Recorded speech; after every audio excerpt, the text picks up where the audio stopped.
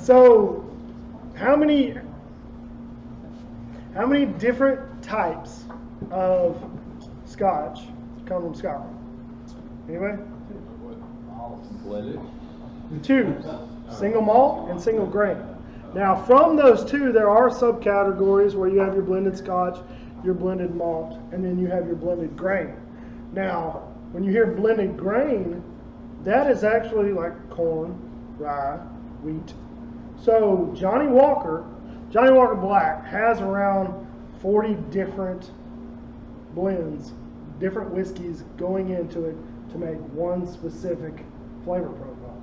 Whereas Johnny Walker Blue, I think, only has around 6 to 8. So Johnny Walker Blue could actually be considered a blended malt. Like anybody ever had Monkey Shoulder? Mm-hmm. Yes. Okay, Yeah. Monkey Shoulder is a blended malt. So it is single malted scotches blended together. Is it three? Three different ones. Three different ones? Okay. And there's several others. You just got to kind of go through and peruse the labels, and you'll either see blended malt or blended Scotch. Now, I doubt you'll ever see blended grain, but any type of blended Scotch, more often than not, it's probably going to be a blended grain. And that's going to be like your lower level whiskeys, your Dewar's White Label, your Johnny Walker Red, anything else, Grants, Teachers, all of the lower level, more inexpensive, I won't say cheap, more inexpensive blended Scotches. Huh? Economical. So, what are we drinking now? Talisker? All right. So Talisker. Reasonably priced. Talisker 10. Lost it in my notes. Usually we lose the crowd about this point. We don't typically lose the presenter, but Also, to be fair, there's not normally first. two presenters, so Hey, Cole are like tagging out in between, like, here and there. If you listen to Kelly's podcast, you'll know that he doesn't always pay attention. Sometimes he's on his laptop. Sometimes I'm really, really drunk. In the middle of Drunk and belligerent. I mean, so to speak. I mean, without saying anything, y'all are kind of popping my cherry tonight. So. we have to talk about things that you can talk about. That was on that list, right? There were only 4 things on the list, Kelly. Okay. All right. So Talisker 10. This is an island single malt. So this is one of the other areas from Scotland. They're, depending on what website and what list you look at, there are either 5 or 6 different regions. You have Highlands, Speyside, Islands, Islay, Campbelltown, and the Lowlands. Now, depending on what list you look at, the Islands or Speyside could kind of get pulled into the Highlands, but those are the geographical locations. This one is actually the only distillery from the Isle of Skye. This one, you're going to get a very maritime, sea salt, sea spray, like licking the back of a turtle type feeling. Got that peaty smell. So this Should have some peaty This is in the it. first one, like on the nose. I'm like, Scotch. Should have it. Yeah, you know. Yeah, but that's just it, is that like, this is a peaty Scotch, and then a Glen Scotch typically doesn't have that. Right. No. So for me, again, pretty ignorant on that. Like, this is what I associate with that. I do, like, I love that high smoke point kind of super peaty kind of smell, like on my note. Then that Lagavulin should suit you pretty. So this is a good segue as far as peatiness goes. Does anybody know what peat, P-E-A-T, is? Anybody know what peat is? Dirt. Sorry? It's the predecessor to coal. It's the predecessor. Okay. So this, I'm sure it probably takes a little bit to get to that point. But basically, the topsoil that they cut off, and I'll explain how they use the peat, is basically just decaying vegetation. It's their local grasslands that is just being compacted and beaten down by the local elements, and different peat from different areas, like Highland peat, Lowland peat, Islay peat, the peat from the Isle of Skye. It's going to give you different flavor notes whenever they use it. So somebody saw that and said, We need to drink that. It's like, Yeah, some Scottish guy in the 1600s, and that was the best option. There's something about the pressed grass that is really. So, Hey, if the horses eat it, I can. They used to feed for the fuel. Burn it. so the reason why they started using peat, because if you look at Scotland as a whole, it's an island. It's very rocky and craggy. There's not a lot of trees. It gets cold in Scotland. So what do they have? So during the summertime, they cut up bricks, probably 18-inch long, probably 4x4 bricks of peat. They got a special little shovel. If you look up a video of Lefroy, he'll show you how to cut up the peat bog. But they'll cut up these bricks and then stack them up so they can dry. Well, that's what they used for kindling to stay warm in the winter. Well, during the distillation and during the process of making whiskey, they have barley, they put it through their wash stills so it starts to germinate. Well, to slow down and halt the malting process, they will sit there and they'll have a kiln, an oven, so to speak, next to it. They'll burn this peat, and all of the smoke will bellow into the malting floors and stop the malting process. But at the same time, the barley itself will take on some of that smoke. Now, this one and the last one that we're going to have, depending on the distillery and how long they let that barley sit in the smoke, will determine on how smoky that whiskey is. So you can have a distillery with a faint hint of smoke. They might only smoke the barley for 2 to 3 hours. Now you got Lefroy, who everybody says tastes like a campfire. They smoke the barley for 18 of the 30 hours that this barley is drying. So that's why you get so much smoke. Help them do what does it actually mean when you say barley's the grain? Barley is the grain. What is the malted process? 'Cause Malting, to me, I think of malt, I think of like a shake, but I know so it's not. When you malt a barley, it's basically getting the barley to germinate, to sprout.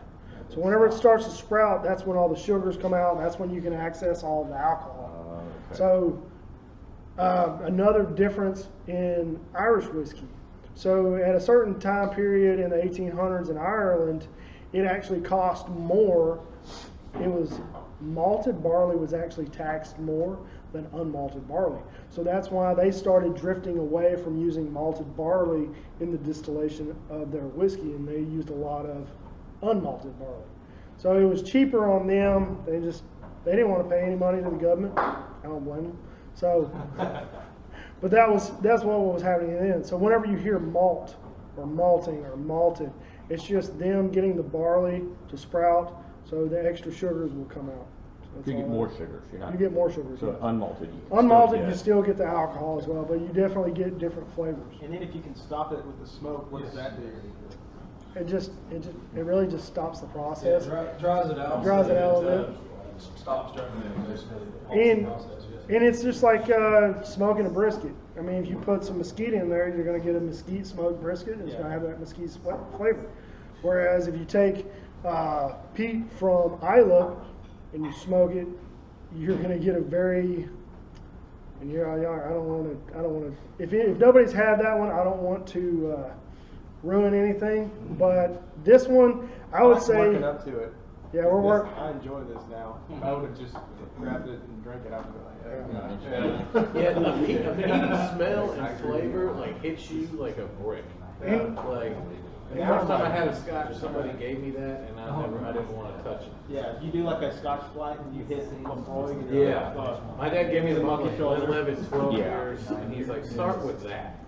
And that's probably a good, and obviously I can't say that to the folks out here today because we've already went through 5 different Scotches.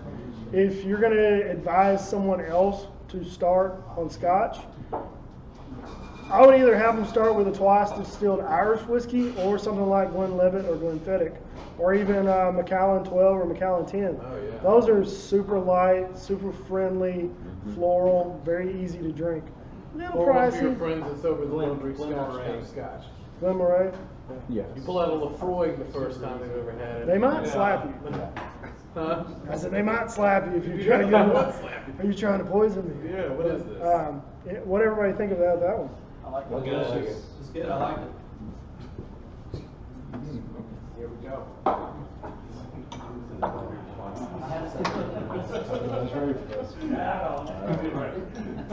Ask about it.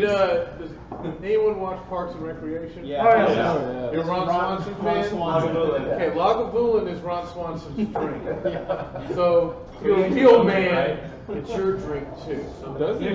He actually bought part of the distillery with all that gold he had buried in his property. The man is my hero. And honestly, like no one, like I said earlier, I was walking through Harley's and I was like, yeah, I need to get into Scotch. Whatever, I'm a man. I'm old enough. Can't wait to grab that. Ron Swanson was the reason that I bought Lagavulin for the first time. He's So, a gentleman and a scholar. They He hate is. people. He is. He's got a wonderful mustache.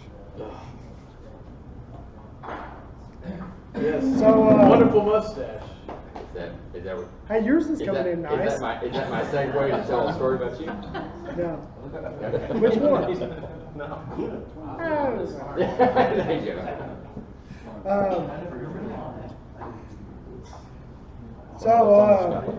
While we're talking about this one, Wow. so this one is going to be very heavy on the nose. I'm going to say about 75 to 80% of you are probably not going to like it. Yeah, it's like the jalapeno You're going to get now. very heavy medicinal notes. It's going to be smoky. Finish with a bang. Finish with a bang. Some people might even say it tastes like a Band-Aid. So Yeah. You don't tell me. that's why we fed you 5 liter scotches. You know, and that's what you'll taste.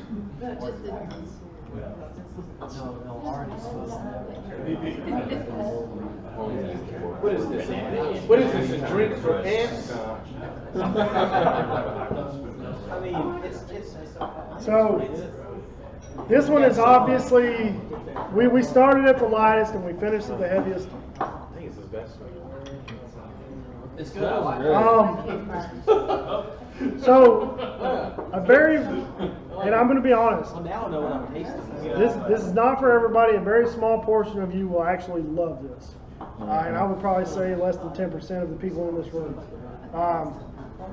It took me a long time to get to where I really like this one, but you're gonna get very medicinal notes. It's gonna be very smoky on the nose, even more smoky than the Talisker. But here's the thing: like if you find yourself wanting to come back to it, follow that path, because you're gonna be able to figure out other things in this whiskey that you would never see before. So if you find yourself in the liquor store, and I mean, honest to God, if y'all don't listen to anything else I say, if you find yourself in the liquor store, walking around, shut up, and you're like, you know what, I think I'd really like to try some peated Scotch again. Maybe start at like Lefroy 10, because it's about roughly half the price, and work your way through, spend some time in Islay. Because once you get to a point where you can enjoy this whiskey and experience what it is, whenever I drink it now, I don't get any of the smoke, I don't get any of the medicinal. I can see past all of that abrasive stuff, and it's just, I mean, to me, it's wonderful. So, thoughts? Anybody? Well, I think age, you see past that smokiness. I love this way better than the Talisker. Talisker is just, you can taste the, I don't know what it is.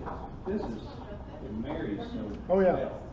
well. You know, I feel like they talk about wines and what they do for, like, say, meals or something like that, or how they taste after. I feel like if you end up liking this, and like, it has the best aftertaste. Oh, yeah. Oh, yeah. You know, it It's got sits a wonderful on the back finish. of your tongue. I get a It's- malted chocolate. You may not on the even back like end. the way when you drank it, but then like the next 10 seconds after that, you really Also, enjoy it. the first I don't know how to drink describe like that. punched me in the face. And the second one was a little bit better. So- The third one was even better. Peated whiskey, for anybody who really wants to Like dive, grumbles from that first thing. for anybody who wants to dive deep into peated whiskey, you need to spend a little time there because the first one's it's gonna just push you away. And like Nathan, and he was saying, spend a little time there, have another drink, hold it on your palate. Now there is. Does anybody know who Richard Patterson is of Dalmore? Get on YouTube, Andrew. Get on YouTube. The master blender for White and Mackay and Dalmore is a man by the name of Richard Patterson. He